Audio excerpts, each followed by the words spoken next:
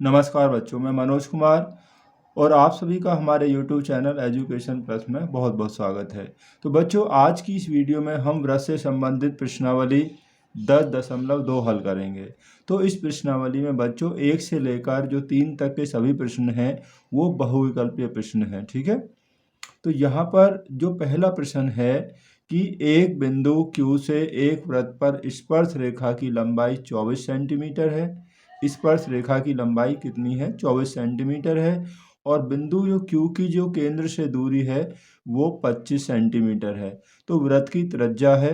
तो यहाँ पर हमें ऑप्शन दिए हुए हैं, तो कौन सा ऑप्शन सही होगा? तो पहले हम अपना प्रश्न सॉल्व कर लेते हैं। तो बच्चों, ये हमारा इस प्रश्न से संबंधित डायग्राम हो गया। ठीक है, यहाँ पर दिया है बिंदु Q से एक स्पर्श रेखा यहाँ से खींची गई है और इसकी जो लंबाई है कितनी है? स्पर्श रेखा की लंबाई है बच्चों 24 सेंटीमीटर। ठीक है, और जो बिंदु Q है वो केंद्र से जो दूरी है वो कितनी है? 25 सेंटीमीटर केंद्र से दूरी है। ठीक है, हमें वृत्त की त्रिज्या, ये होगी वृत्त की त्रिज्या, ये हमें यानी OP ज्ञात करना है। त्रिज्या जिसे हम R बोलते हैं। ठीक है बच्चों, जो वृत्त की जो त्रिज्या होती है वो स्पर्श रेखा के स्पर्श बिंदु पर लंब होती है। तो इसलिए ये यहाँ पर जो OP होगी वो OP जो होगी यानी कि जो OP है वो लंब होगी किस पर? PQ पर। OP जो होगा बच्चों वो PQ पर क्या होगा? लंब होगा। ठीक है नी, तो जब ये लंब है तो ये हो गया हमारा क्या? समकोण त्रिभुज। ठीक है नी, ये एक समकोण त्रिभुज होगा POQ और 90 के सामने यहाँ हमें कर्ण है। ठीक है नी, तो यहाँ पर लंब क्यों होगा बच्चों? क्योंकि जो वृत्त की जो त्रिज्या होती है स्पर्श रेखा के स्पर्श बिंदु पर लंब होती है। तो इसलिए ये जो एंगल है हमारा OPQ, ये बच्चों यहाँ पर हो जाएगा 90 अंश। ठीक है, तब ये 90 अंश है तो समकोण त्रिभुज हो गया। तो समकोण त्रिभुज OPQ में हम लेंगे बच्चों पाइथागोरस प्रमेय से। तो पाइथागोरस प्रमेय से, अब पाइथागोरस प्रमेय क्या कहती है कि समकोण त्रिभुज में कर्ण का वर्ग, तो 90 के सामने क्या हुआ? कर्ण हो गया OQ। कर्ण का जो वर्ग होता है वो बराबर होता है शेष दोनों भुजाओं के वर्गों के योगफल के बराबर। तो यहाँ शेष दोनों भुजाएं बच जाएंगी OP का वर्ग और प्लस PQ का वर्ग। ठीक है नी, कर्ण का जो वर्ग है वो शेष दोनों भुजाओं के वर्गों के योग के बराबर होगा। अब इसी की सहायता से हमारी त्रिज्या निकल जाएगी। OQ कितना दे रखा है हमें बच्चों? यहाँ 25 दिया है, तो 25 का जो वर्ग होगा बराबर OP हमारी क्या है? हमने मानी है त्रिज्या। ठीक है नी, त्रिज्या तो R का वर्ग और PQ यानी कि 24 है तो ये 24 का वर्ग हो जाएगा। ठीक है,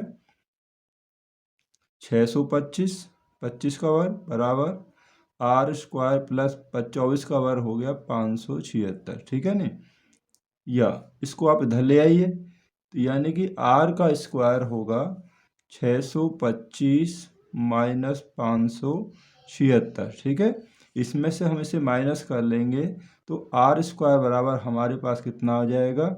ये यहाँ पर हो जाएगा 49। ठीक है, 49 हो जाएगा और R बराबर इसका हम क्या ले लेंगे? वर्गमूल ले लेंगे तो कितना आ जाएगा? 7, यानी कि R जो है वो 7 हो जाएगी। यानी कि बच्चों यहाँ पर जो वृत्त की जो त्रिज्या हो जाएगी वो 7 सेंटीमीटर हो जाएगी। और ऐसा हमें किस में दिया है? ऑप्शन नंबर A में दिया है 7 सेंटीमीटर। ठीक है, तो यही इसमें विकल्प सही होगा। ठीक है बच्चों, तो क्वेश्चन नंबर जो 2 है बच्चों आप बुक में ही समझ लीजिए, बहुत ही आसान है। ठीक है, आकृति 10.11 में यदि TP और TQ केंद्र O वाले किसी वृत्त पर दो स्पर्श रेखाएं हैं। देखिए यहाँ से TP और TQ दो स्पर्श रेखाएं हैं। ठीक है, ये इस प्रकार हैं कि POQ 110 है, POQ ये 110 अंश है, तो हमें PTQ बराबर है, यानी कि PTQ ये वाला एंगल बताना है बच्चों की किसके बराबर है। यहाँ पर ये ऑप्शन दिए हुए हैं। देखिए, मैंने आपको इंट्रोडक्शन वीडियो में बताया था कि जो त्रिज्या खंडों द्वारा केंद्र पर बना कोण और जीव इसमें जो स्पर्श रेखाओं के द्वारा बना कोण, ये वाला कोण और ये यानी कि POQ और PTQ, इन दोनों कोणों का मान जो होता है योग 180 अंश होता है बच्चों। ठीक है, 180 अंश होता है।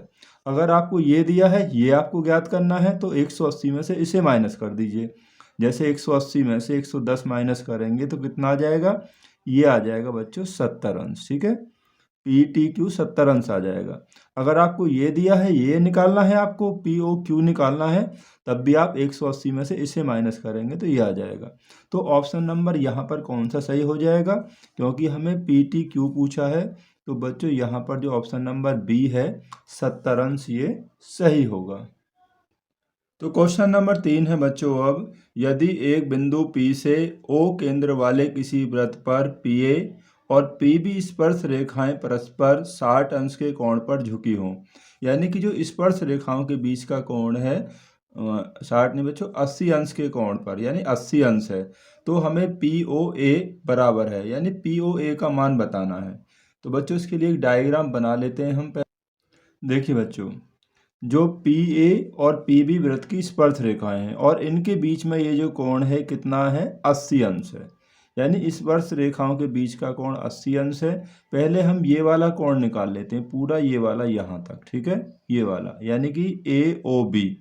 तो AOB मैंने आपको बताया ना, इसका और इसका, इन दोनों का मान 180 अंश होता है।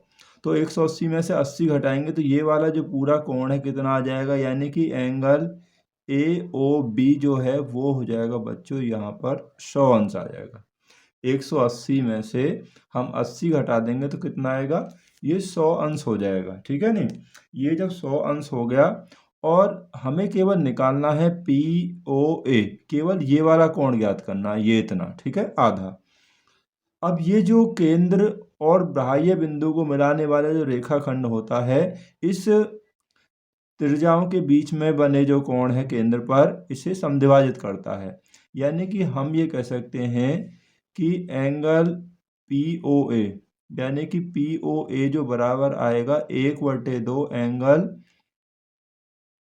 AOB, इसका आधा आएगा। ठीक है, अब ये हमारे पास 100 है, तो 100 का आधा कितना हो जाएगा, यानी कि 50 डिग्री हो जाएगा बच्चों। तो ये वाला एंगल आ जाएगा 50 डिग्री। तो यहाँ पर ऑप्शन नंबर कौन सा होगा, ऑप्शन नंबर ए यहाँ पर सही हो जाएगा। ठीक है, पहले हम ये कोण ज्ञात कर लेंगे AOB, 180 में से 80 घटाएंगे 100 आ गया, और ये जो लाइन है OP इसको समद्विभाजित करती है, तो ये भी आपका जब पूरा 100 है तो ये 50 हो जाएगा और ये भी 50 हो जाएगा। ये इसको भी समद्विभाजित करती है और ध्यान रखना इसको भी समद्विभाजित करेगी, तो ये वाला कोण यहाँ ये 40 का होगा, ये भी नीचे वाला भी 40 का ही हो जाएगा। तो क्वेश्चन नंबर 4 है बच्चों, बहुत ही इम्पोर्टेंट क्वेश्चन है, बहुत ही इम्पोर्टेंट है बच्चों ये क्वेश्चन, कि सिद्ध कीजिए कि किसी वृत्त के किसी व्यास के सिरों पर खींची गई स्पर्श रेखाएं समांतर होती हैं। वृत्त के व्यास के सिरों पर खींची गई रेखाएं, स्पर्श रेखाएं समांतर होती हैं। तो इसके लिए पहले बच्चों हम एक डायग्राम बना लेते हैं। यहाँ पर देखिए बच्चों, यहाँ पर केंद्र O वाला एक वृत्त है जिसका व्यास AB है, यानी AB इस वृत्त का व्यास है, और इस व्यास के सिरों पर A और B पर PQ और RS दो स्पर्श रेखाएं खींची गई हैं, और हमें ये सिद्ध करना है कि ये दोनों स्पर्श रेखाएं जो हैं PQ और RS एक दूसरे के समांतर हैं। तो पहले जो हमें दिया है हम पहले लिख लेते हैं उसे। अब बच्चों हमें सिद्ध क्या करना है, ठीक है, हमें सिद्ध करना है कि जो हमारी स्पर्श रेखाएं हैं जो PQ, वो समांतर होगी किसके, RS के। ठीक है, हमारी जो स्पर्श रेखा PQ है वो RS स्पर्श रेखा के समांतर होगी। ठीक है, जो हमें दिया था वो हमने यहाँ पर नोट कर लिया। अब देखिए यहाँ पर उत्पत्ति यानी कि प्रूफ। अब देखिए बच्चों, क्योंकि जो OB है वृत्त की त्रिज्या है, ये यहाँ से यहाँ तक वृत्त की त्रिज्या है, और वृत्त की जो त्रिज्या होती है स्पर्श रेखा पर क्या होती है, लंब होती है। तो जब बच्चों लंब होती है तो हम ये कह सकते हैं कि इसलिए जो OB है वो लंब होगी किस पर, PQ पर। ठीक है, जब इस पर लंब होगी तो इसलिए जो कोण है OBQ, जो एंगल है OBQ, ये कितने अंश का हो जाएगा, 90 अंश का होगा। लंब का मतलब होता है 90 अंश का, OBQ ये वाला कोण 90 अंश का हो जाएगा। ठीक है, अब OBQ लिखें या ABQ लिखें तो एक ही मतलब है इसका, तो हम इसको ये लिख सकते हैं, या एंगल ABQ ये हमारा हो जाएगा 90 अंश का। ठीक है, इसे हम समीकरण 1 मान लेंगे। ए बी क्यू, ठीक है, ये हो गया 90 अंश का। तो इसी प्रकार बच्चों हम ये बता सकते हैं कि जो ओ ए है, ओ ए वो भी क्या होगा, लंब होगा किस पर, आर एस पर, ठीक है। ये भी आर एस पर होगी लंब, क्योंकि ये भी तो त्रिज्या है ओ ए, केंद्र से परिधि पर कहीं मिलाएंगे तो वो क्या होगी, त्रिज्या होगी। जब ये 90 अंश है, लंब है, तो इसलिए जो कोण होगा ओ ए आर, तो एंगल जो ओ ए आर है बच्चों वो भी कितना हो जाएगा, 90 अंश का हो जाएगा, ठीक है। तो ये 90 अंश का हो गया।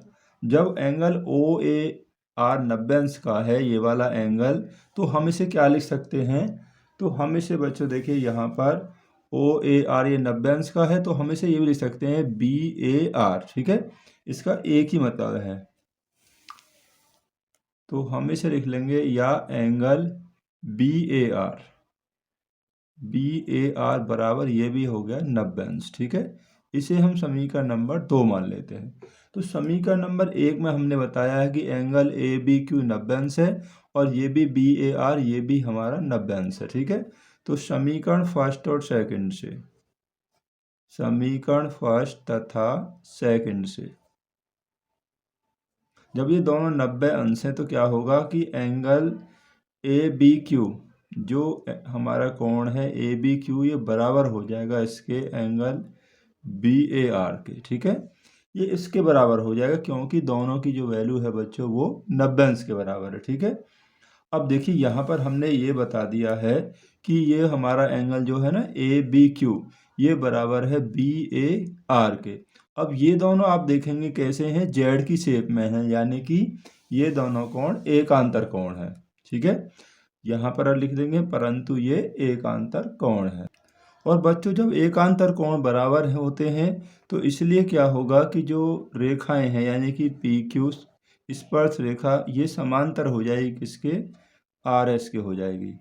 और यही हमें सिद्ध करना था कि ये जो पी क्यू जो समांतर रेखा है ये आर एस के क्या है, समांतर है, यानी स्पर्श रेखा जो है वो आपस में समांतर है।